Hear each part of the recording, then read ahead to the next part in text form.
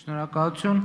տիկնայք եւ պարոնայք, ինչպես գիտեք, հանդես եմ եկել Հայաստանի Հանրապետության նախագահի պաշտոնը զբաղեցնող Սերժ Սարգսյանին պաշտոնանկ անելու մասին Հայաստանի Հանրապետության ազգային ժողովի որոշման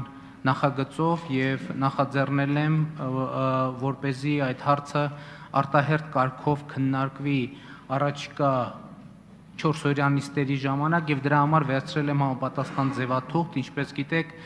հարցը արտահերթ կարգով օրակարգ մտցնելու համար անհրաժեշտ է 44 պատգամավորի ստորագրություն, այս պահին ձևաթղթի տակ դրված է 3 պատգամավորի ստորագրություն։ Ուզում եմ տեղյակ պահել, որ ձևաթղթի մարման ժամկետը լրանում է ժամը 13:00-ին, հետևաբար ձևաթուղթը հիմա իմ մոտ է դահլիճում, հետևաբար նրանք, ովքեր պաշտպանում են Սերժ Սարգսյանին պաշտոնանկ անելու գաղափարը, կոչ եմ անում միանալ նախաձեռնությանը, ասեմ նաև, որ որոշման նախագիծը սպառիչ եւ համապարփակ չեմ համարում,